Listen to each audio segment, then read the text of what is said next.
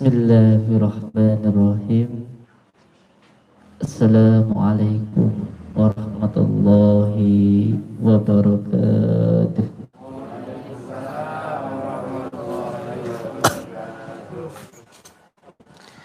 Sebelum saya mengijazahkan kunci amaliyah yang nanti saya ijazahkan kepada jenengan semua, pertama saya akan meminta izin ridhonya dari guru saya, pengasuh Padepokan Bening Jiwa Yai Ki Ahmad Alil. Yang kedua, saya mohon keberkahan dari kitab Padepokan Bening Jiwa. Bismillahirrahmanirrahim. Saya buka pengijazahan untuk sholawat sirri ala duni. Bismillahirrahmanirrahim. Assalamualaikum warahmatullahi wabarakatuh.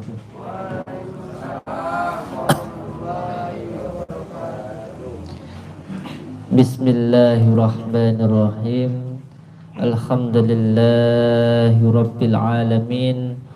Wa afdal salati wa as-summa taslim ala sayyidina wa maulana Muhammadin imamil muttaqin qaidil hurral muhajjalin wa ala alihi wa sahbihi mujahidina tahirin. Amma ba'du. Alhamdulillahi rabbil alamin. Kepada saudara-saudaraku semuanya, perlu dipahami bahwa sejatinya ketika kita menyebut asma Allah, sejatinya kita membacakan pengantar dari Kiai Haji Isna Arwani atau Gus Isna. Bismillahirrahmanirrahim. Dari Pondok Pengasuh Darul Ulum Solotompo, Tangkil Blingi, Jawa Timur, Indonesia. Bismillahirrahmanirrahim. Asyhadu an la ilaha illallah wa asyhadu anna Muhammadar Rasulullah. Allahumma shalli ala sayyidina Muhammad wa ala ali sayyidina Muhammad. Alhamdulillahirabbil alamin. Bismillahirrahmanirrahim. Dengan membaca bismillahi la haula wala quwata illa billah, serta hanya dengan mengharapkan ridha Allah Subhanahu wa taala semata, saya membuka pengijazahan malam ini. Bismillahirrahmanirrahim. Di dalam kitab ini nanti yang saya ijazahkan ke jenengan, kitab ini berisi ilmu hikmah yang termasuk golongan sinengker. Kitab ini berisi ilmu hikmah yang termasuk golongan sinengker atau yang disembunyikan. Maka ketika sesuatu hal disembunyikan dan akan diberitahukan, maka harus siap lahir dan batin. Karena berkaitan erat dengan dunia gaib, terutama alam jin. Oleh karenanya, kitab ini menurut beliau hanya layak bagi para peminat kuat dunia ilmu hikmah. Hanya bagi orang yang kuatnya, niatnya benar-benar, tekadnya benar-benar kuat. Karena apa? Karena tidak kuat dan mental baca dalam memasukinya. Jika tidak benar-benar niat, kebanyakan orang akan tersesat. Apalagi nanti setelah jenengan datang ke sini terus sampean meminta amalan. Ketika jenengan meminta amalan, berarti sampean harus bertanggung jawab dengan apa yang sampean minta. Tidak boleh maju mundur, harus benar-benar niat. Karena ketika meminta amalan berarti sampean siap untuk menjalankan. Amalan itu adalah sebuah bentuk perjalanan jenengan untuk menuju kepada Allah. Jadi harus benar-benar dengan niat dan tekad. Niat saja tidak cukup, harus juga ada tekad. Jadi harus benar-benar ada tekad. Dan hanya Allah sebagai penentunya. Jadi kitab ini berisi ilmu hikmah yang termasuk golongan sinegar atau yang disembunyikan, karena berkaitan erat dengan dunia gaib. Dengan dunia gaib terutama dunia alam jin. Oleh karena itu, kitab ini harus benar-benar diajarkan bagi seseorang yang benar-benar berminat. Makanya saya tidak pernah memberikan atau mengijazahkan kepada sembarangan orang, hanya orang-orang yang tertentu saja. Karena ketika meminta perjalanan, maka harus orang-orang yang siap untuk menjalankan. Tidak boleh hanya yang setengah saja. Jadi harus benar-benar seseorang yang benar-benar ingin mengamalkan ilmu hikmah. Jadi bismillahirrahmanirrahim, kepada saudara-saudaraku semuanya yang benar-benar ingin belajar ilmu hikmah, maka harus dengan niat yang benar-benar kuat. Bismillahirrahmanirrahim. Asyhadu an la ilaha illallah wa asyhadu anna Muhammadar Rasulullah. Allahumma shalli ala Muhammad wa ala ali sayyidina Muhammad. Dan perlu untuk diketahui oleh saudara-saudaraku semuanya, sesungguhnya ilmu hikmah itu adalah ilmu yang membersihkan hati dari segala kotoran hawa nafsu. Jadi sejatinya ilmu hikmah itu ilmu yang membersihkan hati dari segala kotoran hawa nafsu. Jadi ilmu hikmah ketika jenengan melafadzkan asma-asma Allah itu sejatinya itu adalah seperti halnya sabun yang membersihkan kotoran di dalam pakaian yang kotor, membersihkan sesuatu hal yang kotor yang menempel pada kaca. Jadi ketika kaca itu nanti dibersihkan, maka dia akan memantulkan semua hal-hal yang ada di luar dari diri kita. Sedangkan kotoran atau hawa nafsu itu ketika mengetahui hikmah, maka dia akan cenderung ke alam arwah. Jadi sesuatu hal yang buruk itu harus kita tekan. Makanya poso itu ngeposne rasa, atau paling tidak sering-sering mengamalkan membaca asma-asma Allah. Jadi kepada saudaraku semuanya, bahwa ilmu hikmah itu sejatinya ilmu yang membersihkan diri dari kotoran-kotoran yang ada di dalam diri kita.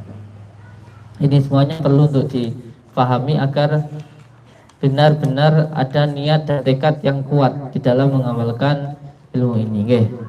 Yang pertama harus mantap atau punya keyakinan bahwa wirid yang dia amalkan akan membuahkan hasil.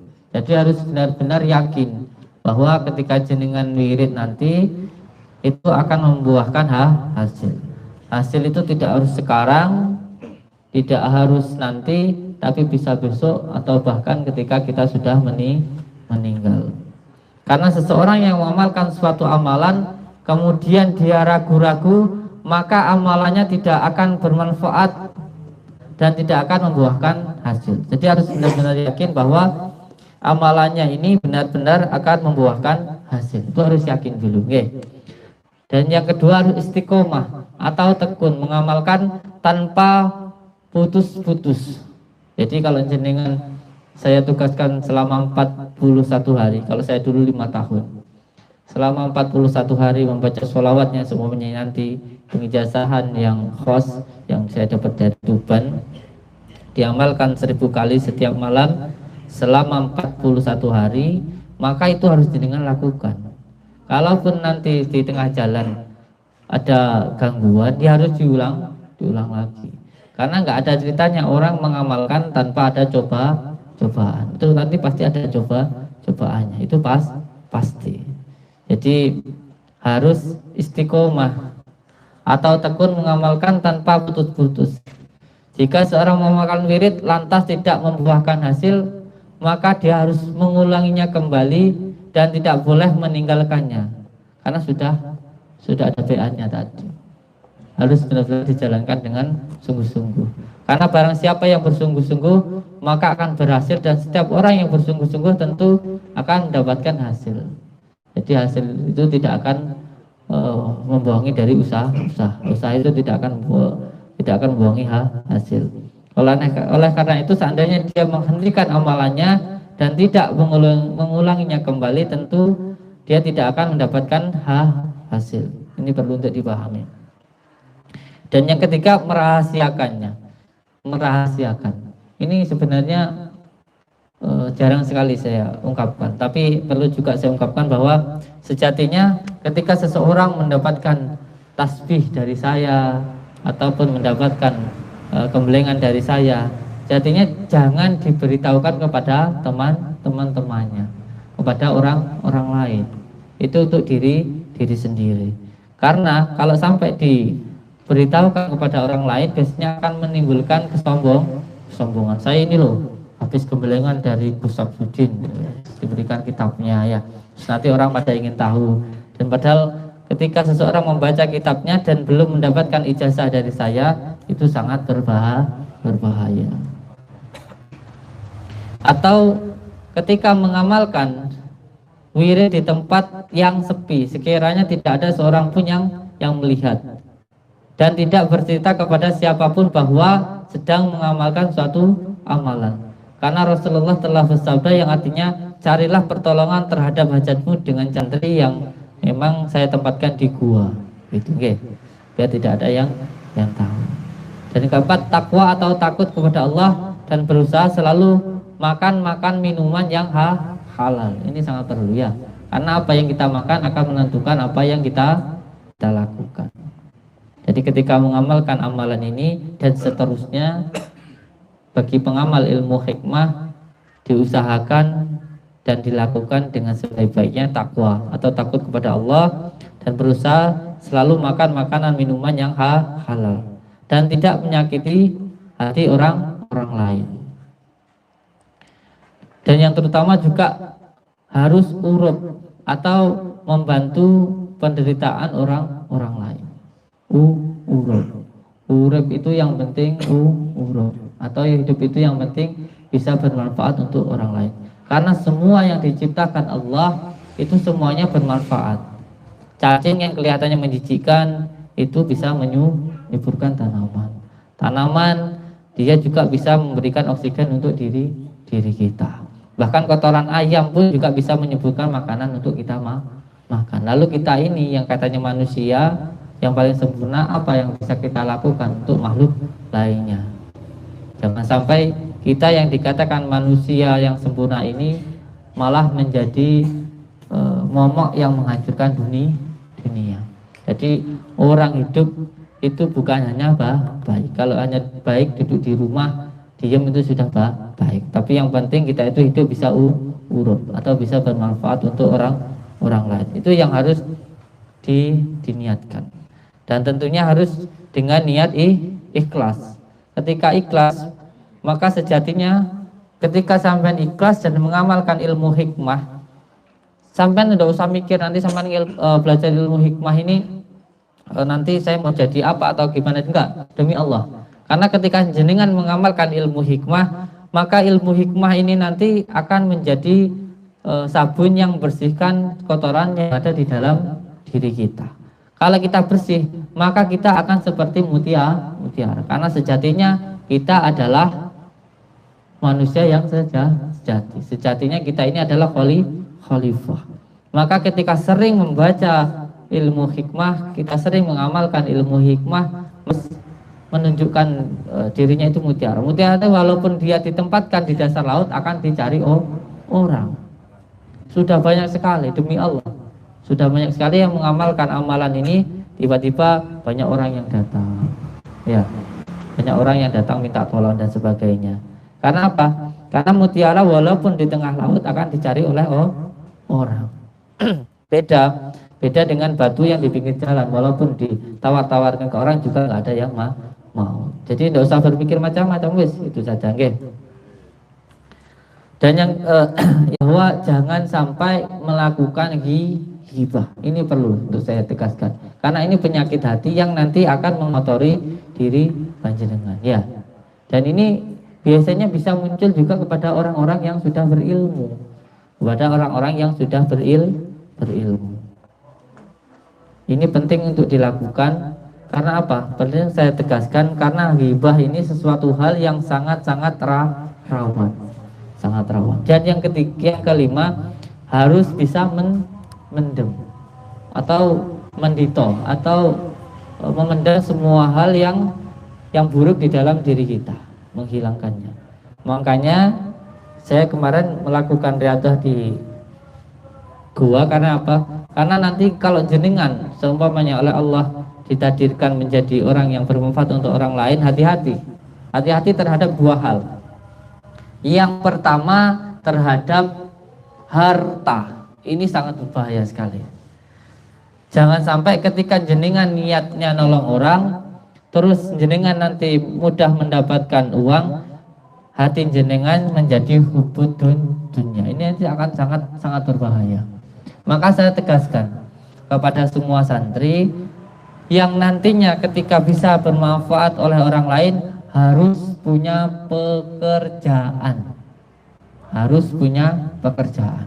Pekerjaan cuma sampai jadi orang yang diminta tolong untuk penyembuhan. Sampai juga harus punya pekerjaan. Jangan hanya punya usaha di bidang pengobatan. Contoh nanti semuanya jenengan jadi guru ngaji. Walaupun sampai guru ngaji juga harus punya pekerjaan. Contoh semuanya sampai nanti jadi tabib atau jadi dukun. Ya sampai harus punya pekerjaan. Jangan sampai sampean hanya mengandalkan hasil yang sampean makan untuk anak istri, yang sampean makan ke dalam perut panjenengan itu hanya dari nolong orang. Sampean harus juga punya pekerjaan. Ini untuk menghilangkan sampean dari hubud dunia.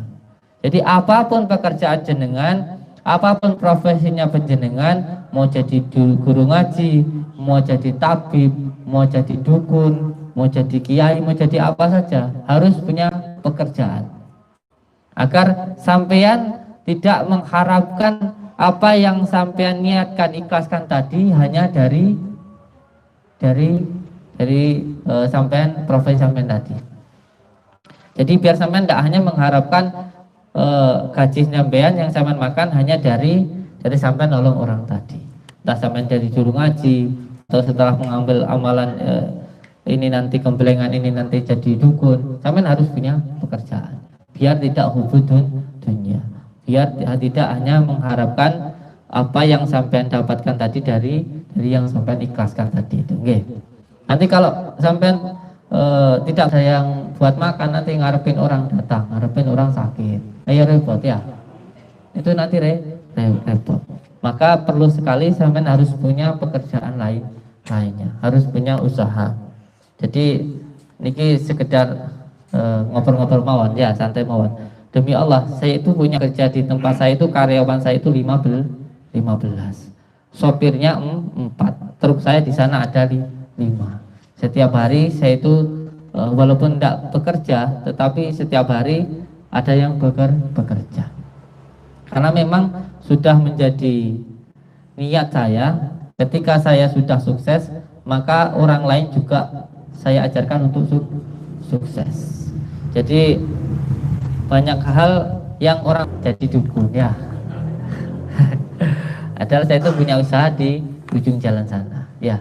Jadi perlu untuk saya tegaskan bahwa ketika jenengan nanti bekerja sudah pulang, sudah keluar dari pondok ini, ketika jenengan nanti seumpama dijadikan oleh Allah itu menjadi seseorang yang bermanfaat untuk orang lain, tadi guru ngaji atau dukun, maka sampai harus punya pekerjaan. Itu perlu saya tegaskan karena biar hati jenengan tidak hubud dunia, sampai punya rezeki yang dari hasil keringat kerja jenengan sendiri. Kalaupun ada yang memberikan ya diterima, kalaupun tidak memberikan ya tidak apa-apa, jenengan ikhlas karena sampai sudah punya usaha sendiri gitu. Oke. Punya usaha sendiri. Jadi mulai saya ajarkan juga nanti bagaimana agar usaha itu cepat kaya. Karena apa? Ketika jenengan dagang itu kan hanya menempatkan satu barang. Contoh sebenarnya sama ini semuanya ini kitab, apa sama jualan buku atau apa. Cuma kan hanya menempatkan satu barang di sini.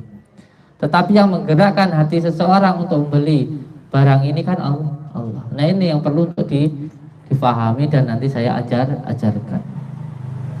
Yang paling penting itu nanti pada jenengan yang mengambil program kembelengan, bahwa ketika jenengan nanti entah itu oleh Allah dijadikan guru ngaji, dijadikan dukun atau dijadikan apapun, maka jenengan harus punya pekerjaan agar jenengan tidak mengharapkan hasil dari yang jenengan ikhlaskan. Karena ketika jenengan nanti menolong orang, kunci utamanya itu ikhlas. Ketika jenengan jadi guru ngaji, maka kunci utamanya harus ikhlas. Itu tadi cobaannya yang pertama harta. Yang pertama. Karena apa? Karena sudah jelas sampai mau mengharapkan berapapun satu hari dapat. Demi Allah saya itu banyak yang memberikan informasi ke saya, bahwa bahkan ada yang menganjurkan ke saya, menganjurkan secara baik-baik, bahwa siapapun yang datang kepada Padepokan ini diminta untuk memberikan biaya pendaftaran. Ini juga pernah dikonsolidasikan, dirundingkan di Padepokan sini, bahwa bagaimana kalau seumpamanya ketika semua pasien yang datang itu diberikan biaya pendaftaran, Ada yang mengusulkan 300.000, ada yang mengusulkan 500.000, ada yang bahkan yang mengusulkan 5 juta, ada juga yang mengusulkan 1.500.000. Untuk apa? Yang menjadi pertimbangan saudara-saudara kita, bahwa ketika seseorang datang ke sini meminta doa kita jarang dijabah oleh Allah. Maka ketika nanti seseorang datang ke sini dan memberikan sedekah, nanti uangnya kita sambungkan, kita sedekahkan ke anak yatim, agar beliau yang datang ke sini didoakan oleh anak yatim. Itu sebenarnya seperti itu. Tetapi saya mempunyai pertimbangan yang lain. Saya katakan itu niat kita bagus, Tetapi yang saya pikirkan bagaimana nanti orang-orang yang benar-benar tidak mampu. Karena yang saya inginkan, saya bisa melayani semua orang, termasuk orang yang tidak mampu sama sekali. Maka saya tidak berkenan dan tidak saya setujui untuk biaya pendaftaran. Kalaupun ada yang mau bersedekah, ya silahkan. Kalaupun tidak, ya tidak apa-apa. Yang penting bisa masuk dan kita tangani. Kalaupun ada yang mau mengambil tasbih, ada yang mau penarikan dan lain sebagainya, itu terserah bagi pasien. Contoh begini, ketika di rumah umpamanya ada bukulnya. Nah, ketika seseorang yang tidak mampu, maka kita berikan medianya. Daun bidara, daun kelor, terus garam. Terus nanti juga kita berikan amalannya. Begini loh cara mengeluarkannya. Begini loh kalau sampean mau sembuh. Ini loh yang diamalkan sampean di rumah. Itu bagi yang benar-benar tidak mampu. Jadi kita bantu. Dan ya kalau yang mau penarikan, ya monggo silahkan ditarik di sini. Tapi yang jelas tidak ada yang memberatkan. Oleh sebab itu maka klik dan sudah final. Kemarin saya berikan informasi kepada semua tim yang ada di Padepokan bahwa tidak ada biaya pendaftaran. Agar apa? Agar semua orang-orang bisa masuk ke Padepokan. Dan makanya saya katakan tadi, kembali lagi, ketika jenengan nanti menjadi seseorang yang bisa bermanfaat untuk orang lain, yang pertama harus punya pekerjaan. Agar jenengan tidak mengharapkan penghasilan jenengan dari apa yang sampai ikhlaskan, menolong orang tadi. Demi Allah, kemarin itu, demi Allah saya katakan, mbak beliau ini kemarin saya sempat terharu, tapi tidak saya sampaikan kemarin itu. Saya terharu lihat. Dan demi Allah tidak saya terima. Karena apa? Karena saya bukan yang tadi itu. Makanya saya sampaikan kepada saudara-saudaraku semuanya bahwa ketika jenengan mau menolong orang, maka yang pertama harus dengan niat yang ikhlas. Nanti ketika ikhlas itu cobaan nanti besar. Makanya harus dengan niat yang benar-benar ikhlas. Dan kalau sampai sedikit saja jenengan kepleset atau masuk ke dalam jurang itu, maka jenengan akan terhina sehina-hinanya. Itu aku bisa juga menjadi sebuah cobaan buat diri panjenengan. Ketika sampean nanti menjadi seseorang yang bisa bermanfaat untuk orang lain, terus ada yang minta tolong, itu nanti akan menjadi cobaan buat diri panjenengan. Ini sangat hati-hati sekali dengan hal ini. Contoh, kemarin itu yang sudah memberikan informasi, memberikan WA ke saya itu ada 120 orang. 120 orang yang sudah melakukan pendaftaran dan membayar 7 juta rupiah.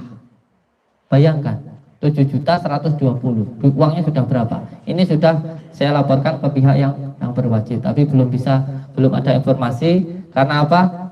Karena yang meminta uang itu tadi FB-nya sudah diblok, dan nomor rekening juga sudah ditutup, sudah diambil, terus uangnya rekeningnya sudah ditutup.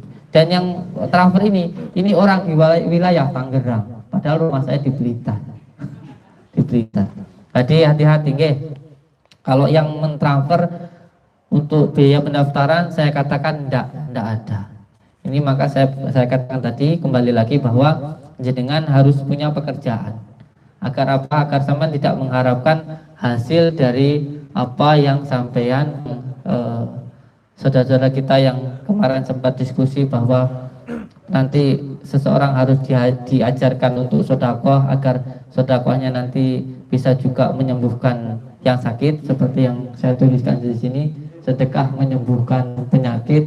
Biarlah itu menjadi keikhlasan orang-orang yang mau melakukannya saja, okay?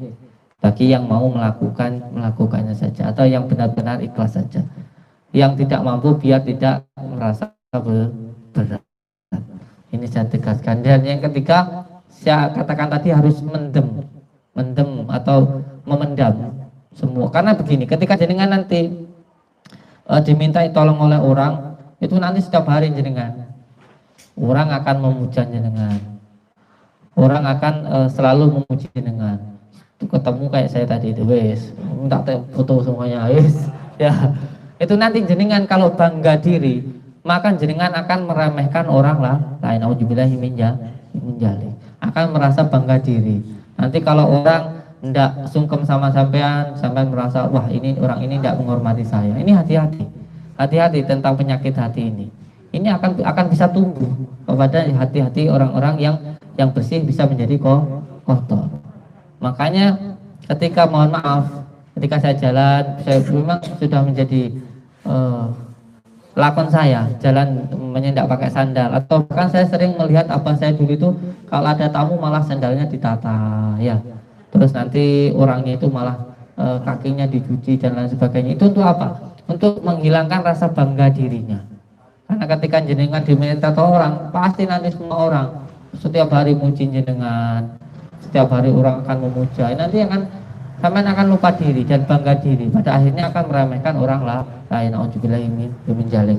Makanya santri saya minta untuk sering-sering riyadhah di tempat-tempat yang itu nanti bisa menghilangkan penyakit hati. Contoh di gua, tidak ada siapapun yang melihat, hanya Allah membuka aib kita itu sudah benar-benar hina, ya. Maka apa yang kita lakukan tadi, yang jenengan lakukan nanti, yang pertama harus mempunyai pekerjaan. Yang kedua harus sering-sering mendito, ya, agar tidak gampang terperosok ke dalam jurang kehinaan. Dan yang kesatu tadi masalah ujian dan juga uang. Dan yang ketiga tentang wanita. Cobaannya dua ini tadi. Yang pertama harta, yang kedua wanita. Karena nggih, mohon maaf, bukannya saya itu sombong, ya. Semua orang yang melihat jenengan atau nanti yang melihat saya contoh gitu, ya. Nanti orang itu akan sangat tertarik gitu loh. Akan sangat tertarik. Wah, Gusnya gini. Nanti kalau sampai lepas kendali, maka akan masuk ke dalam jurang kehinaan. Bisa itu sebagai sebuah cobaan. Kalau sampai lepas, sudah banyak, ya, Banyak orang-orang, mohon maaf, salah satu dukun terkenal itu, kiai terkenal yang masuk di TV, pemburu hantu, itu juga dulu itu kakak seperguruan saya, satu pondok dengan saya. Itu pada akhirnya juga jatuh ke dalam kehinaan karena wanita. Itu berbahaya sekali. Atau kedua karena harta. Ini sangat berbahaya sekali. Makanya saya tegaskan hati-hati terhadap dua hal ini tadi. Harus benar-benar dilakukan dengan sebaik-baiknya. Ini karena sudah malam, maka langsung saja kita lakukan gembelengan dengan niat untuk mengharapkan ridho dari Allah, dan yang kedua untuk menyambungkan rasa kita dengan baginda Rasulullah, menyambungkan cinta kita kepada baginda Rasulullah pada hal yang paling penting yang perlu diketahui oleh jenengan semua, bahwa gembelengan ini sejatinya hanya satu, memesrakan Nur Muhammad yang ada di dalam diri panjenengan. Karena apa? Karena sejatinya kita ini sudah sangat dicintai oleh Rasulullah. Kita hanya tinggal menerima cintanya itu saja, tinggal menyambungkan saja. Cara menyambungkannya kuncinya hanya satu, yaitu dengan sholawat. Hanya dengan sholawat. Demi Allah saya katakan, ketika jenengan nanti sudah bisa mesra, sampai bisa mencintai Rasulullah dengan sesungguh-sungguhnya, Rasulullah juga pasti akan mencintai jenengan dengan sesungguh-sungguhnya. Jadi ketika membaca sholawatnya jangan hanya di mulut saja, tapi juga gunakan rasomu. Kayak sampean cuintas sekali dengan calon istri atau sampai sampean pacaran dulu. Ketika mau mengajak menikah atau mengucapkan cinta, itu kan dengan sungguh-sungguh, dengan menggunakan rasa. Jadi kita itu hanya butuh menerimanya saja, karena kita ini mudah, sudah dicintai oleh Rasulullah. Kita hanya tinggal menerima cintanya itu saja. Dan dunia bahkan alam semesta ini diciptakan dari Nur Muhammad. Dan ketika jenengan sudah mesra dengan Nur Muhammad, namanya orang sudah mesra ya, namanya orang sudah cinta, sampai nanti yang akan dikejar oleh dunia ini. Demi Allah saya katakan, sampai nanti yang akan dikejar oleh dunia ini. Sampai nanti Mbok sampean enggak saya itu dulunya itu kok niatmu jadi dukun itu enggak. Saya itu dari tahun 2010 itu sudah melakukan hal seperti ini. Tapi enggak pernah saya posting di YouTube. Dulu yang nyoting saya itu Madu TV. Kalau sampean buka di Google itu dibuka di Willis TV, di Madu TV, di Sabu Jaga itu saya sudah ada. Karena saya dulu nggak pernah pakai YouTube. Saya dari dulu nggak pernah pakai YouTube. Ini pakai YouTube karena apa? Karena ada salah satu kiai yang saya hormati, namanya Yai Amin. Itu beliau menyuruh saya sampai bikin YouTube. Nanti kalau dapat hasil, dia belum hadir ya. Nanti kalau jenengan dapat hasil dari YouTube, sampai nanti bisa memberikan ke anak yatim. Jadi yang berobat nanti bisa digunakan untuk pembangunan padepokan, dari YouTube itu bisa untuk anak yatim. Dan alhamdulillah kemarin yang kita bagikan itu insya Allah bulan ini juga hampir 50 juta dari YouTube. Jadi insya Allah amin. Jadi beliau yang menyuruh, itu pun juga baru beberapa waktu yang lalu. Dulu yang menyeting saya itu Willis TV, Madu TV, dan lain sebagainya itu.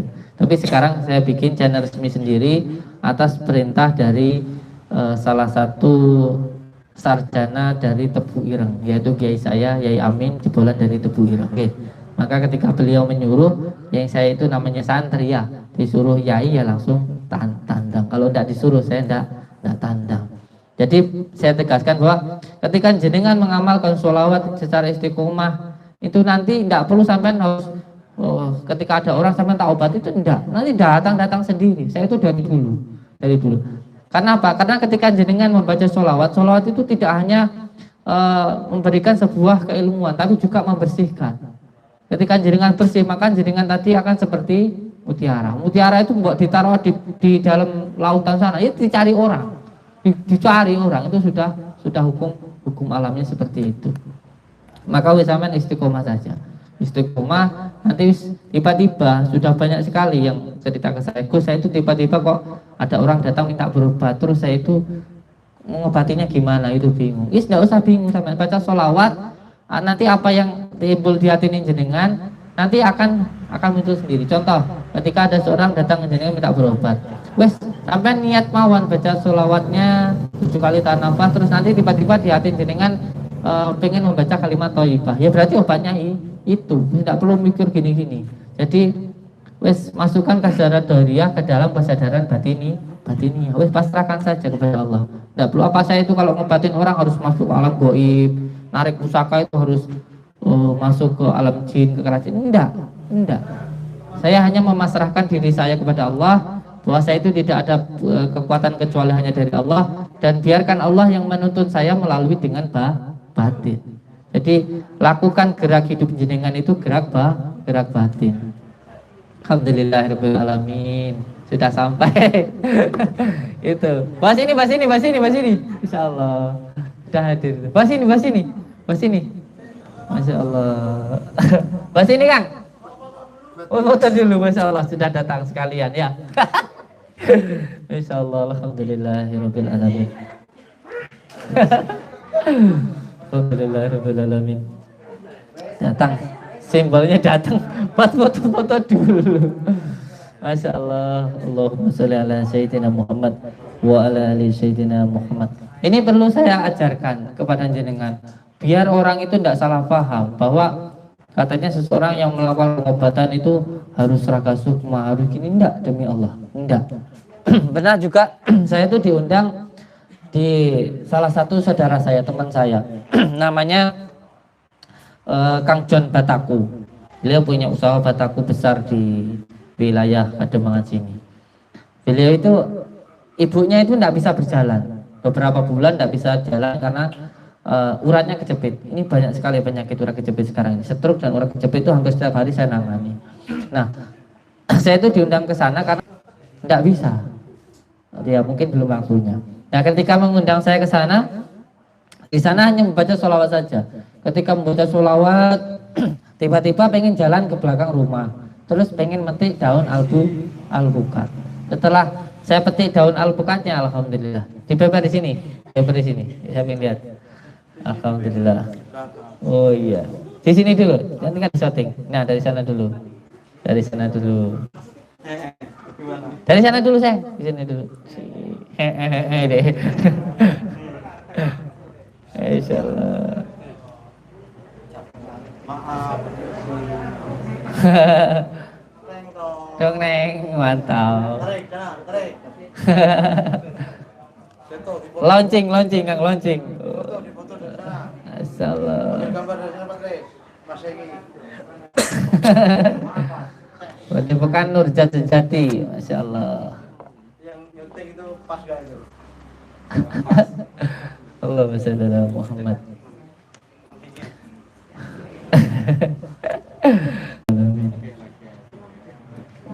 Muncul di sana. Bisa buat foto-foto, bahasan. Pertama benar. Masya Allah. Wong urip kudu iso nguripi. Masya Allah, alhamdulillah.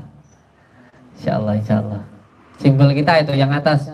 Wong urip kudu iso nguripi. Jadi orang itu baru bisa bermanfaat untuk orang lain. Nggih. Padepokan Nurjat Sejati. Ini saya ambil dari sholawat Nurizat, ya, Nurjat Sejati.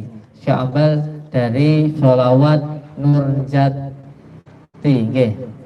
Saya ambil dari sholawat Nurizati, nggih. Di tengahnya ini terompah Nabi. Di tengah-tengahnya ini terompah Nabi. Jadi saya tegaskan sedikit, ini terompah Nabi. Terompah Nabi itu sandalnya Kanjeng Nabi. Sandal saja yang derek Kanjeng Nabi itu bisa ketemu Allah, bisa mulia. Ini terompah Nabi. Apalagi kita manusia yang sejatinya dicintai oleh Allah, dan kita saat ini hanya sedang mampir ngombe di dunia, nanti kita kembali ke surga insyaallah. Jadi sandal saja ketika diundang oleh Allah itu terompahnya, sandalnya saja bisa ketemu Allah, apalagi kita. Maka kita harus banyak-banyak membaca sholawat. Akan kita intinya derek-derek lah, derek-derek Kanjeng Nabi. Terus di sini ini gambar orang yang sedang bermeditasi. Terus saya jelaskan di sini, ini sejatinya adalah Muhammad di sini. Nur Muhammad Allah. Nur Muhammad Nurullah. Di sini saya tuliskan di dalam dada ada kolbu. Di dalam kolbu ada fuad. Di dalam fuad ada sakaf, ada sir. Di dalam sir ada Allah. Jadi Baitullah yang ada di dalam diri kita itu di dalam kolbu. Karena Allah itu lebih dekat dari urat nadi. Jadi Allah itu bukan di Mekah, bukan di Madinah. Allah itu tidak bertempat tinggal, Bahkan Allah itu lebih dekat dari urat nadi kita. Jadi ketika ingin menemui Allah, maka temuilah dirimu dulu, kenalilah dirimu dulu dengan cara mendekatkan diri kepada Allah. Salah satunya dengan sering membaca asma Allah atau ilmu hikmah tadi. Ketika kita berzikir itu membersihkan kolbu. Jadi kalau sampean mau mengenal Allah, maka kenalilah dirimu sendiri.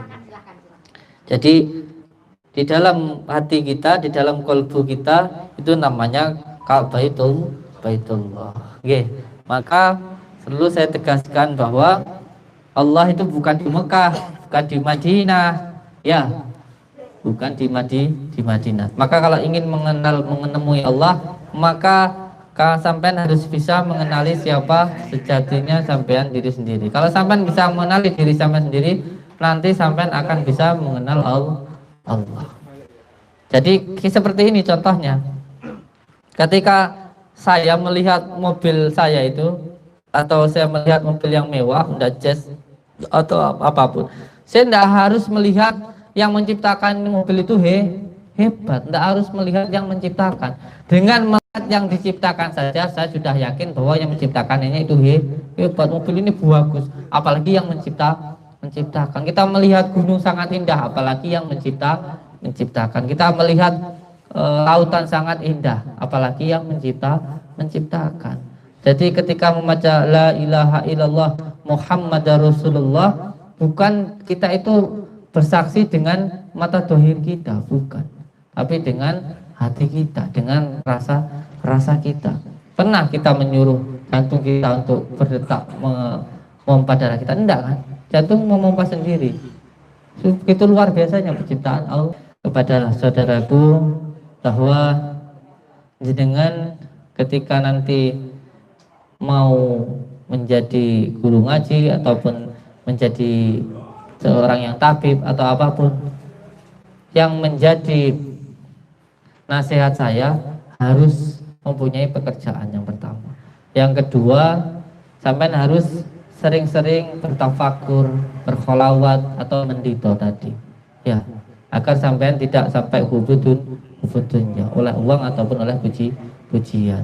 Dan yang ketiga, yang kedua yang paling utama juga hati-hati ketika jenengan mendapat cobaan tentang pujian, harta dan juga wanita. Tiga hal ini kalau sampai terjebak maka sangat hina. Dan ketika saya berbicara, maka saya pun juga sudah mengamalkannya. Karena saya dimulai seperti ini bukan dari awal saya itu memasang iklan untuk pengobatan, bukan. Tapi yang ketika saya pertama kali ditugaskan oleh abah saya, yang pertama kali saya datang ke sini, maka saya membangun usaha. Itu yang pertama. Dan alhamdulillah ketika usaha saya sudah besar, maka pengobatannya juga semakin besar. Jadi alhamdulillah. Jadi yang pertama ketika saya dari pondok, saya disuruh untuk datang ke sini itu bukan yang saya besarkan itu saya mengobati orang, bukan. Tetapi yang saya besarkan yang pertama itu usaha saya dulu. Pertama saya pakai motor, pertama jalan kaki saya. Yang kedua saya pakai motor, terus saya pakai mobil, sampai alhamdulillah sekarang sampai 10 mobil. Itu bukan dari hasil saya ngobatin orang, bukan saya memasang tarif untuk pengobatan, tetapi dari hasil saya kerja keras saya sendiri. Jadi jenengan Pak Insya Allah ketika jenengan ikhlas, maka semuanya nanti akan dihandle oleh Allah. Semuanya akan dihandle oleh Allah. Itu. Jadi seseorang berdoa itu bukan dari dia itu senang sekali berpuasa, bukan dari seseorang itu senang sekali berwirid, itu bukan. Itu hanya jalannya. Tapi yang paling terpenting itu kebersihan hatinya. Itu yang paling penting. Mandinya doa itu memang dari zikir, dari berpuasa, tapi itu jalannya saja, tapi bukan penentunya Allah. Tapi yang paling penting itu tadi hanya jalan untuk membersihkan hati, untuk menekan nafsu lawamah, supiyah, amarah yang ada di dalam diri. Semuanya akan mandi karena hatinya bersih.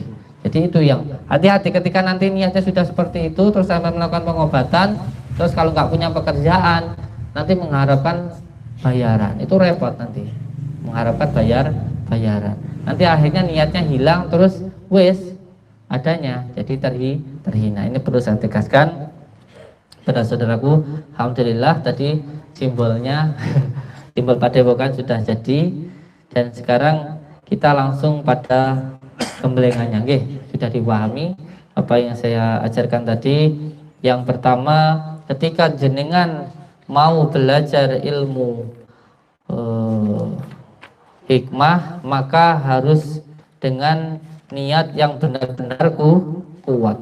Niat saja tidak cukup. Karena apa? Karena di situ harus ada tekad. Karena nanti ketika jenengan berjalan itu membutuhkan tekad yang kuat. Seorang melihat saya, mohon maaf, biasanya kan hanya melihat dari hasilnya saja, tapi tidak tahu perjalanannya. Jadi ketika seseorang melihat sebuah tayangan, contoh tayangan tentang Jakarta, hanya merasa kagum dan heran dengan Jakarta.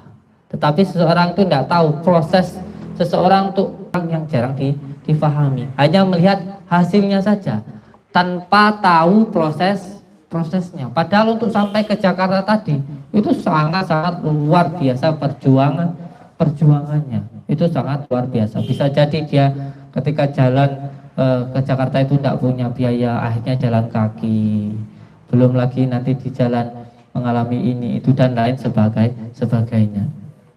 Jadi seseorang itu hanya bisa melihat, mohon maaf untuk semua santri-santri yang mau datang ke pondok sini, bahwa ketika jenengan melihat tayangan di YouTube, jangan sampai jenengan nanti niat ke sini, mau nyantir di sini karena pengen sakti. Karena saya sendiri tidak sakti.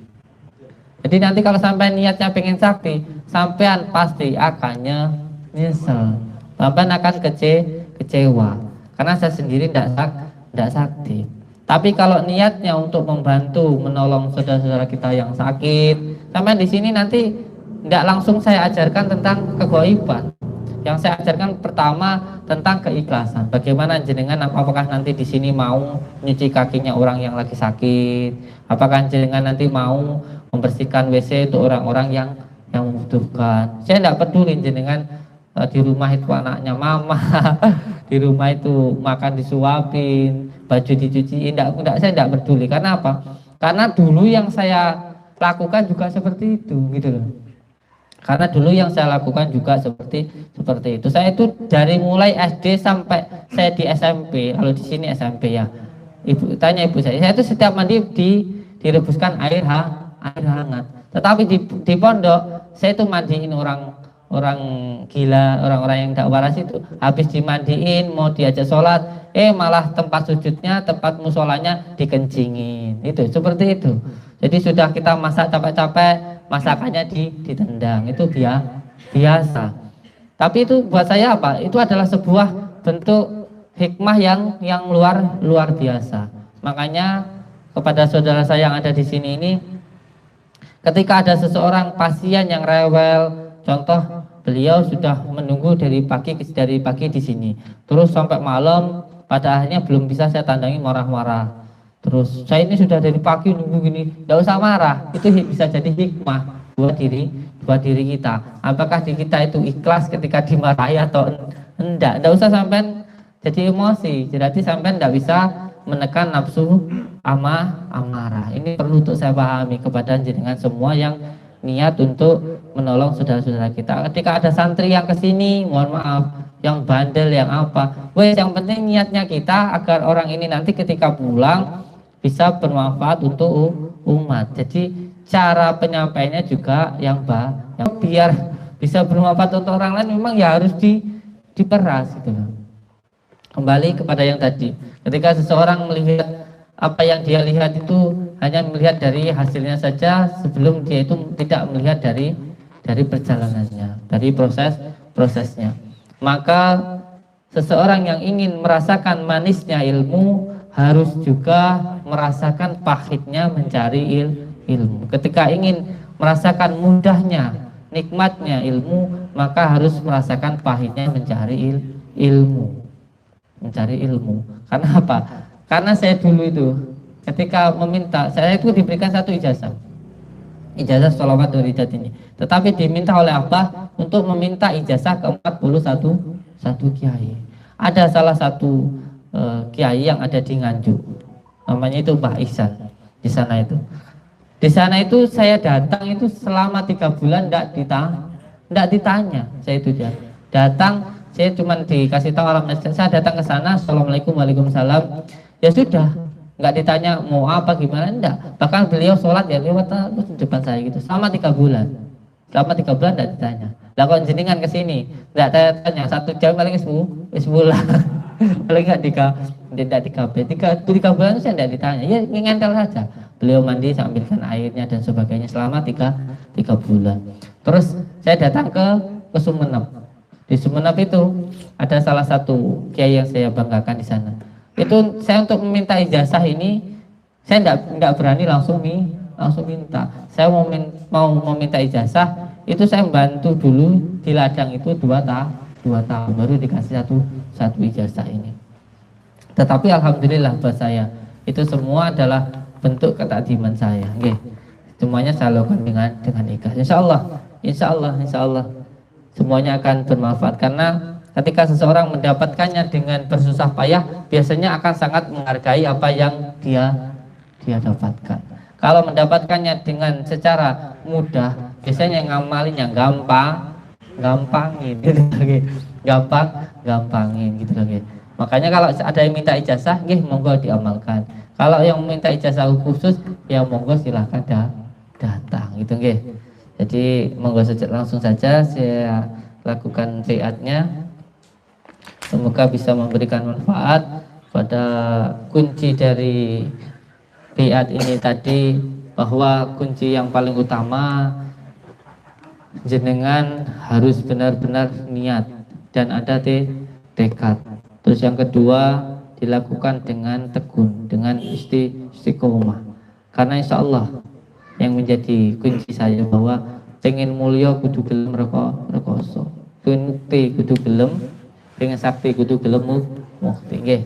Bismillahirrahmanirrahim. Allahumma shalli ala sayyidina Muhammad wa ala ali sayyidina Muhammad. Alhamdulillahi rabbil alamin. Saya meminta izin kepada kiai saya yang punya padepokan Bening Jiwa, Ki Ahmad Alid,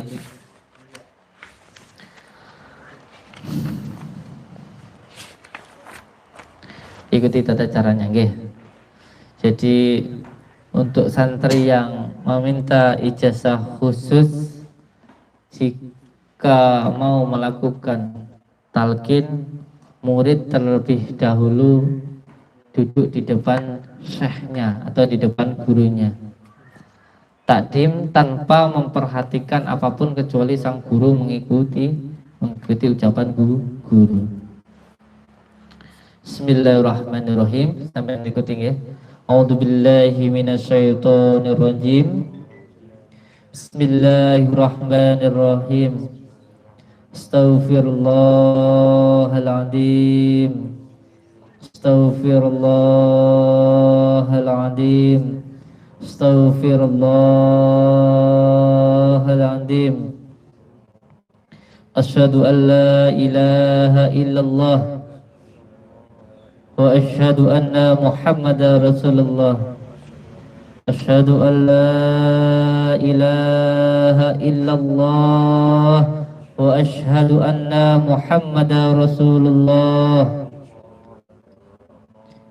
Asyhadu an la ilaha illallah wa asyhadu anna Muhammadar Rasulullah.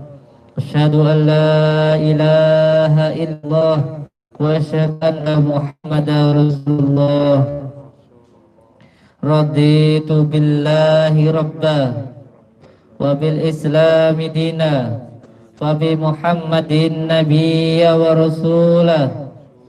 Raditu billahi rabbah wa bi islami dina wa bi Muhammadin nabiyya wa rasulah. Raditu billahi rabbah wa bi islami dina wa bi Muhammadin nabiyya wa rasulah. Wala hawla wala quwwata illa billahil aliyil azim. Wala hawla wala quwwata illa billahil aliyil azim. Wala hawla wala quwwata illa billahil aliyil azim. Amin. Tangannya hidup. Bismillahirrahmanirrahim. Saya Samsuddin bin Muhammad Marzuki Sudaryo ijazahkan sholawat syariah dunia di Dumatang. Sama itu namanya? Aku. Nama ibu kandung? Siti Azizah. Menjawab kopil itu ada. Kopil itu. Tabarakallah. Allahumma sholli wa sallim wa barik ala sayyidina Muhammadin nuri zati wasiri sari fi sairil asma'i wasifati wa ala alihi wassuhbihi wasallim. Pikirkan Allah dulu. Bismillahirrahmanirrahim. Saya Samsuddin bin Muhammad Marzuki Sudaryo ijazahkan sholawat syariah dunia sholawat berzati dunia. Sinten namanya kan? Nama ibu kandung? Menjawab kau itu tampilkan dada. Tabarakallah. Bismillahirrahmanirrahim. Allahumma salli wa sallim wa barik ala sayyidina Muhammadin nuri zati wasiri sari fi sairil asma'i wasyifati wa ala alihi wassuhbihi wasallim. Monggo kapsul.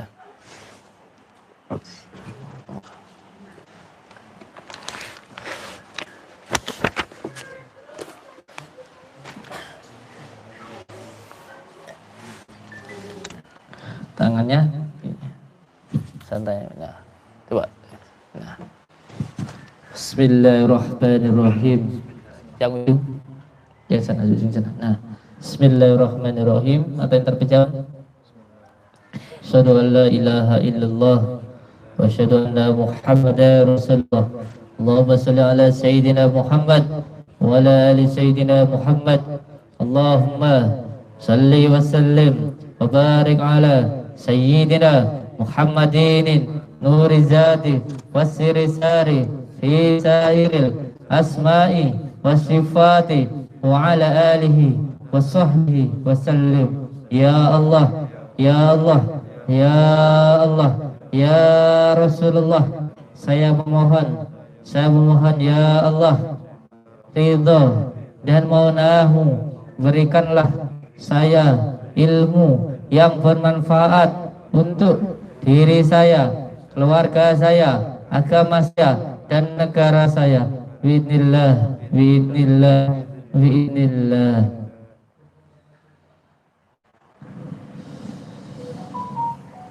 Tinggikan Allah, Allah. Saya rasakan setiap energi yang mengalir pada tubuh panjenengan, dirasakan saja.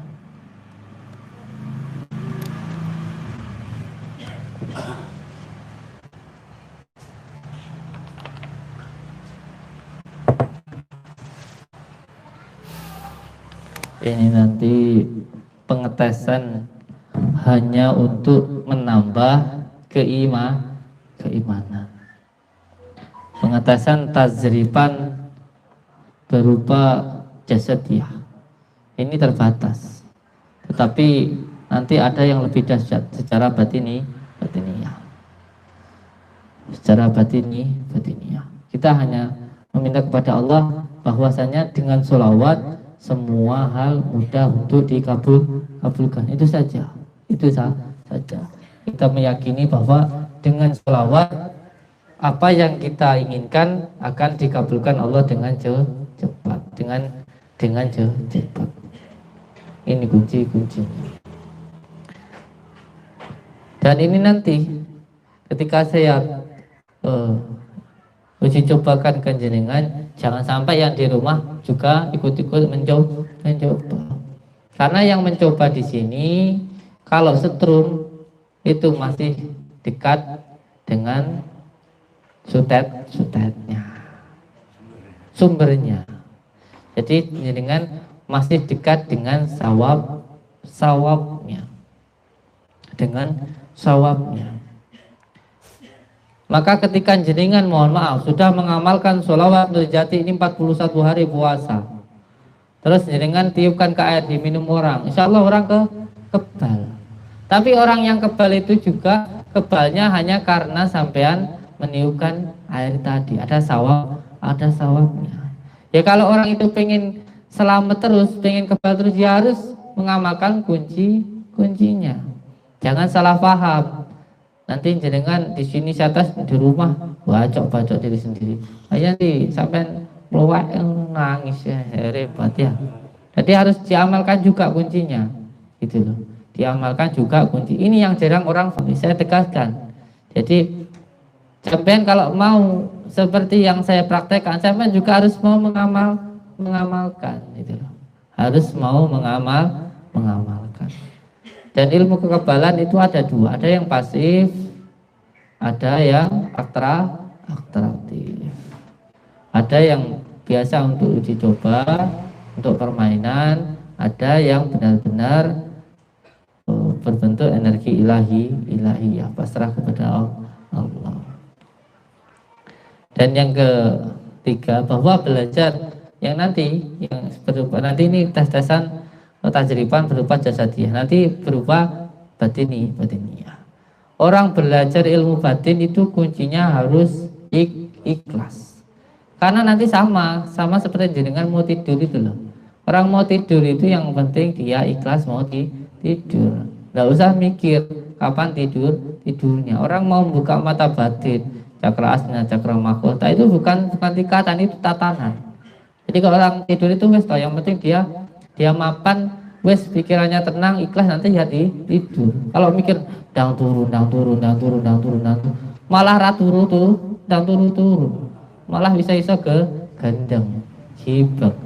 Itu malah dasi iso mumet. Wes santai. Sampai saya tanya kapan sampai bisa tidur? Enggak akan bisa, enggak ada yang bisa jawab. Kapan sampai tidur ini enggak ada yang bisa jawab. Sampai kalau berbaringnya mau tidur mungkin bisa jawab jam 9 saya nanti mapan turu, tapi turun nih jam piro ya ora tergantung piye pikirannya sampai ya. Nah, pikiran tenang ya turu. Orang raga sukma buka mata badan itu ya kayak gitu. Orang mau raga sukma itu kayak gitu. Pasrah mau. Raga sukma itu insyaallah ada yang nanti dengan amalan ilmu hikmah nanti bisa keluar secara ilahiyah, ada yang hati-hati yang dirogoh ini dengan menggunakan hodang. Jadi hati-hati insyaallah. Wassalamualaikum warahmatullahi wabarakatuh. Kuncinya ikhlas saja, kuncinya ikhlas, dilakukan dengan ikhlas ya. Bismillahirrahmanirrahim. Ya Qayyum ya Matin أجبني من البدن يا قيوم يا متين أجبني من البدن يا قيوم يا متين أجبني من البدن بحق أسمائك يا قيوم يا متين أجبني من البدن يا قيوم يا متين أجبني من البدن بسم الله الرحمن الرحيم اللهم صل وسلم وبارك على سيدنا محمد النور ذات والسر سر في سائر الأسماء والصفات وعلى آله وصحبه وسلم إلى خضر النبي المصطفى محمد رسول الله صلى الله عليه وسلم وعلى خضرته سلطان أولياء سعد القادر جميع الفاتحة أعوذ بالله من الشيطان بسم الله الرحمن الرحيم الحمد لله الرحمن الرحيم مالك يوم الدين إياك نعبد وإياك نستعين اهدنا الصراط المستقيم صراط بسم الله الرحمن الرحيم يا شيخ وساكوليني يا كتب رباني يا غوث السمادني يا محمود سبحاني يا محيدي أبا محمد سيدنا شعب القادر جيلاني أغثني أغثني أغثني وأمدني في قضاء حاجتي ويا قاضي الحاجات ويا قاضي الحاجات ويا قاضي الحاجات. Ya Allah ya Rabbi, ya Allah ya Rabbi, saya minta hibah yang barokahnya Tuhan Syabdul Qadir Jailani. Semoga cepat hadir ke saya minta selamat dan tenang, dan saya meminta ya Allah, ya Allah, ya Allah, ya Allah, ya Allah, ya Allah, ilmu yang bermanfaat untuk diri saya, keluarga saya, agama saya, dan negara saya. Bismillah, bismillah, bismillah, bismillah. Bismillahirrahmanirrahim. Jadi berbicara lagi tentang keikhlasan tadi, bahwa ketika jenengan sedekah, maka sedekah itu tadi sejatinya memintakan doa untuk panjenengan sendiri. Dan ketika jenengan bersedekah, ketika mengambil tasbih, maka kuncinya harus ikhlas. Ketika jenengan bersedekah dan kami berikan tasbih, dan kalau jenengan sampai mengharapkan kekebalan, kesaktian, maka jenengan tidak usah memberikan sedekah, mending tidak usah. Karena berulang kali saya katakan bahwa tasbih itu hanya sarana sababiyah, bukan tasbihnya yang menyelamatkan jenengan, tetapi doa jenengan yang sering berzikir menggunakan tasbih, pada akhirnya jenengan dekat dengan Allah, dan pada akhirnya doa sampean akan dikabulkan oleh Allah. Ketika Nabi Musa membelah laut, bukan tongkat Nabi Musa yang belah laut, bukan. Itu adalah doa Nabi Musa kepada Allah agar lautnya dibelah dengan sarana tongkat. Ini nanti sampai jadi salah paham. Ini perlu untuk dipahami bahwa kalau jenengan bersedekah dan mengharapkan kekebalan dari tasbih, mending tidak usah bersedekah. Sedekah kalau ikhlas, insyaallah jenengan akan diselamatkan oleh Allah. Tapi kalau tidak ikhlas, maka nanti akan menjadi beban buat diri jenengan sendiri. Karena di situ ada doa-doanya, ada wirid-wiridnya. Nah, doa nanti ketika jenengan sering membaca wiridnya, membaca asmanya, sering menyebut asma Allah, maka jenengan akan dekat dengan Allah. Karena Allah itu tergantung panjenengan, tergantung kita. Bagaimana kita ke Allah. Kalau Allah itu sudah jelas, sudah sangat jelas sayang kepada kita. Tinggal kita bagaimana ke Allah. Dan satu hal lagi yang perlu dipahami, bahwa sejatinya semua yang kita lakukan itu untuk kebaikan diri kita, bukan untuk Allah. Allah itu tidak butuh kebaikan dari diri kita. Semua manusia ini sholat, semua manusia ini tidak sholat, Allah ya tetap Allah. Hanya saja ketika kita sholat, maka kita tidak seperti binatang. Saya dulu pernah di pesantren itu jam 2 malam dibangunin sama abah, hampir setengah 3 sampai di kandang. Kalau manggil saya itu le, sapi ini ciknya apa lagi? Cik turu bah. Oh ya wis, diajak pulang lagi saya tidur lagi. Terus pagi dipanggil lagi sama abah, anu le, jauh nggih. Terus jam 12 ya gitu. Sapinya le dibawa pulang, saya bawa pulang. Jam 9 malam ya gitu. Sapinya ciknya apa? Cik laran. Sampai ciknya apa lagi? Ya laran. Terus dipanggil sama abah lagi. Sampai paham enggak? Tadi kenapa kok jam 2, jam pagi, terus siang sampai sore malam ini abah panggil? Mboten bah. Kalau tangklet kalian jenengan, apa tuh tanya ke saya. Bedanya jenengan sama sapi ini apa lain? Jadi diam. Tadi sapi malam lagi tidur sampai ya tidur. Terus tadi sapi bangun buat kerja sampai ya bangun buat kerja. Jam 12 sapinya suruh istirahat sampai ya pas istirahat. Jam 4 sapinya dibawa pulang ditempatkan tidur, sekarang sampai ya tidur. Terus bedanya sampai sama sapi apa?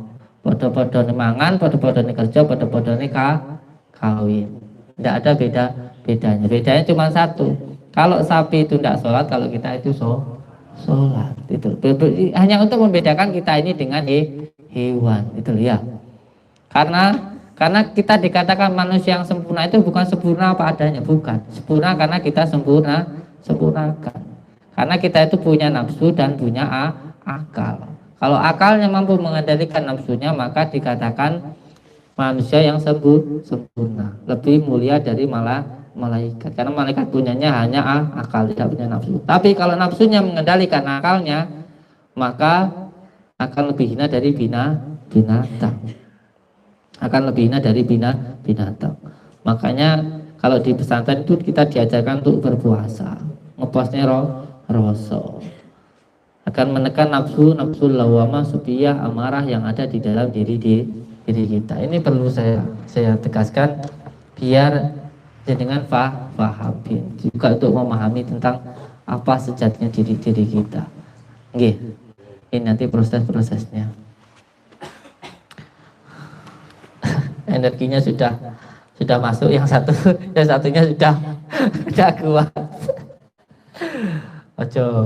Ojo jadi. Yes, sampai cukup, enggak apa-apa. Saya sekarang pengen jenengan coba dipegang atas bawah, satu, terus atasnya, terus atasnya lagi, Kang, di atasnya situ. Oke, satunya Kang, Amit, dilihat dulu. Nah, enggak apa-apa, dipegang saja. Nah, satunya pegang aja gede. Sudah ya. Allahumma sholli ala Muhammad. Sampai tiduran saja, bajunya dicopot.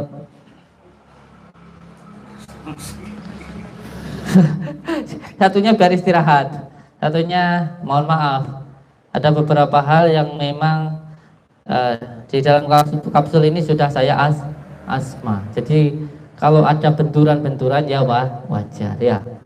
Bahkan ada kemarin itu yang lemes sampai 3 hari. Tidak apa-apa. Ini kenapa saya suruh sentuh? Karena tajamnya tidak hanya di bawah, tapi dari bawah ke atas semuanya. Monggo dibuka bajunya. Ya, dibuka bajunya. Ini pinggirkan dulu.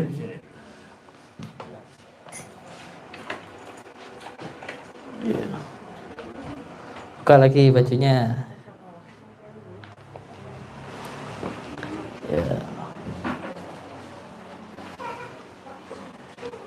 Ya, tambah keren. Awalnya mantap. Lumah, sini. Itu satunya Ben. Ya. Kalian kalau sudah bisa kontrol, nah. Semakanya taruh sini, Mbah tentara.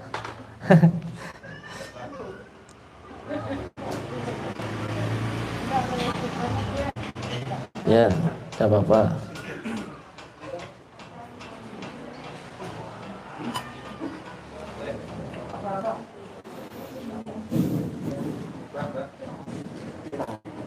Tidak apa-apa. Jadi ini hanya bentuk tajriban yang bersifat jasadiahnya saja, ya, hanya untuk menambah keyakinan saja bahwa dengan sholawat kita bisa meminta sesuatu kepada Allah. Tetapi ilmu keselamatan yang paling besar itu pasrah kepada Allah. Karena apa? Karena namanya musibah itu datangnya kita tidak tahu. Kalau seperti ini kan kita rencanakan, maka ini anggap saja sebagai tontonan, ya. Tontonan, ya. Ya boleh dilakukan di rumah. Ya. Terus anak kecil disuruh minggir dulu. Nah, nanti tidak boleh lihat.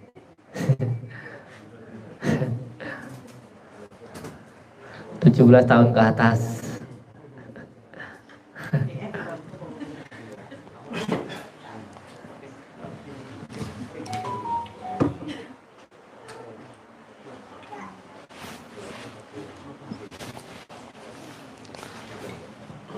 Bismillahirrahmanirrahim. Ikuti. Allahumma salli wa sallim wa barik ala sayyidina Muhammad fi sairil asma'i wa sifati wa ala alihi wa sahbihi wa sallim. Sama seperti di kaos-kaos yang saya cetak, bahwa kesaktianmu adalah kesabaran. Orang yang sakti itu yang bisa mengendalikan akalnya dengan hatinya. Orang yang sakti itu adalah orang yang sayang, berarti belum sakti, belum sabar. Kalau masih dihina orang, masih marah, berarti belum sabar, belum sakti. Ya, maka kesaktianmu adalah kesabaranmu. Bismillahirrahmanirrahim. Sayyidina Muhammad wa ala ali sayyidina Muhammad. Bismillahirrahmanirrahim. Muhammad.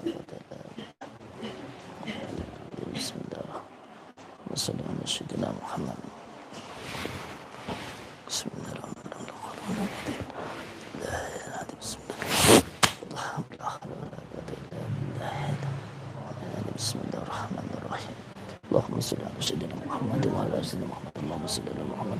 Allahumma shalli ala Muhammad wa ala ali sayyidina Muhammad. Allahumma shalli ala Muhammad wa ala ali Allahumma shalli ala Muhammad wa ala ali sayyidina Muhammad.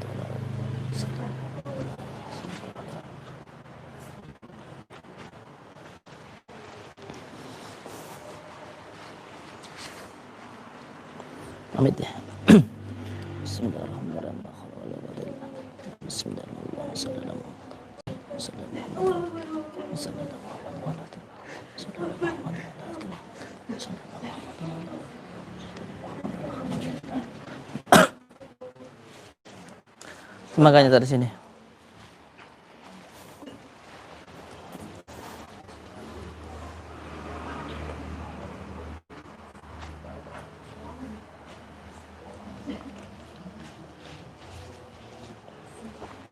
Bismillahirrahmanirrahim. Allahumma salli wa sallim wa barik ala sayyidina Muhammadin nuri zati wa siri sari fi sairil asma'i wa sifati wa ala alihi wa sahbihi wa sallim. Bismillahirrahmanirrahim.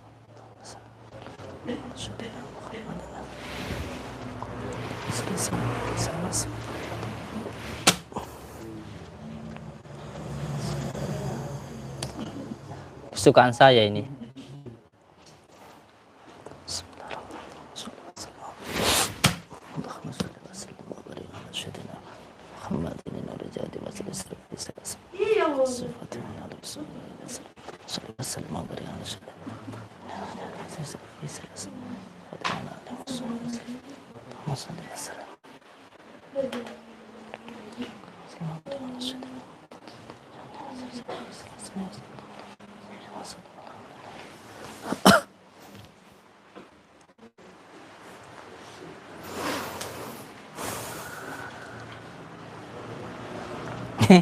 Baik.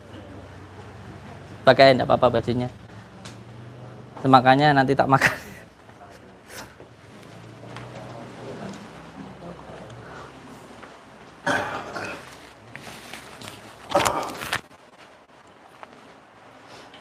Tidak apa-apa. Yang bersifat jasadiah cukup. Terus yang bersifat batiniah, berarti praktek narik pusaka, terus silat goib, mediumisasi, dan lain sebagainya ya. Terlalu panjang nggak kita live-nya ini? Enggak. 1 jam. Untuk prakteknya mungkin bisa langsung di belakang saja. Untuk mediumisasi untuk silat gaib dan lain sebagainya. Ya, mungkin kalau untuk tarik pusaka begini, seseorang yang menarik pusaka itu dia harus paham bahwa ketika menarik pusaka itu tidak segampang seperti orang yang kira. Dia harus tahu menarik pusaka itu bisa dengan cara bertempur. Jadi kita mengukur kemampuan kita, menang sana apa seni. Terus yang kedua bisa dengan cara mencuri. Atau ketika bisa mengalihkan penunggunya kita ambil barangnya. Atau bisa dengan cara datang dengan baik-baik, membawa apa kesukaannya, terus nanti kita dibawa pulang. Bukan kita itu memberikan sajian, bukan. Tapi ada juga kerajaan-kerajaan jin muslim yang saya sudah kenal. Jadi ketika datang ke sana, karena makanan dari bangsa jin itu gondo atau wangi-wangian atau bau-bauan itu ya. Makanya kalau di kamar mandi itu baunya buruk ya, jinnya yang buruk-buruk ya. Makanya kalau kita sholat memakai minyak wangi, non alkohol dan sebagainya, bahkan bangsa malaikat itu sukanya dengan yang harum-harum. Makanya di Mekah yang pernah ke sana itu di masjid-masjid dipakaiin buhu dan sebagainya itu agar apa? Karena yang baik itu mendatangkan kebaikan. Itu yang perlu dipahami. Untuk prakteknya di setting apa Kang? Apa enggak usah? Sini kamu sini. Ini enggak ngetes ini. Sudah enggak usah. Ya, sudah cukup ini.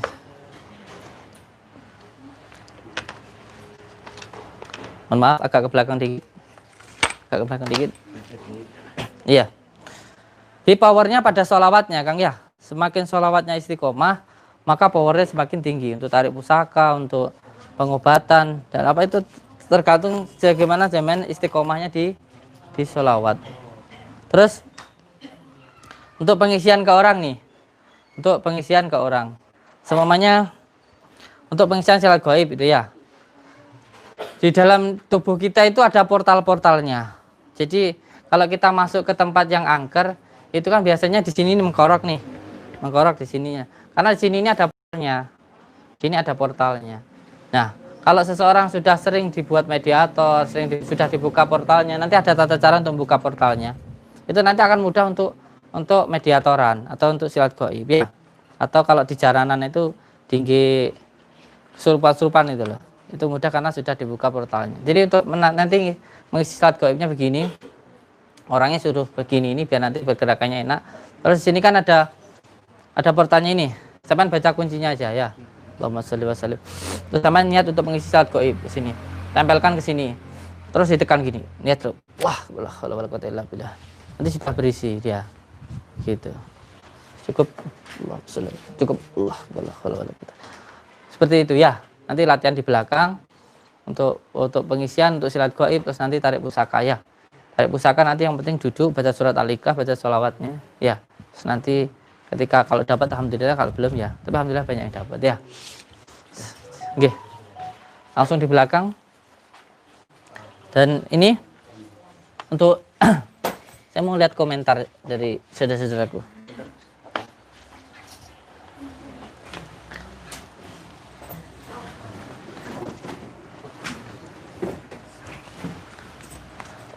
Saya ucapkan terima kasih untuk saudaraku semuanya yang telah setia menonton channel resmi Padepokan Nerjati Sholawat Sirri Ala Duni.